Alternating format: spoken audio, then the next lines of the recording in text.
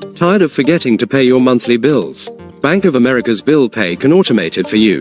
Today, we're setting up a recurring payment so you're always on time. Welcome back to Guide with Samuel. This feature lets you set it and forget it for your fixed expenses like your rent, mortgage, or car payment, helping you avoid late fees and protect your credit score. First, log into your online banking and find the Bill Pay Center. You'll start by adding your payee, the company or person you need to pay. You'll need their name and mailing address. Once the payee is set up, you can schedule a payment. Instead of a one-time payment, you'll select recurring. Then, you choose the frequency, like monthly, the amount, and the delivery date. And that leads to my crucial pro tip. Schedule payments for a few days before the actual due date.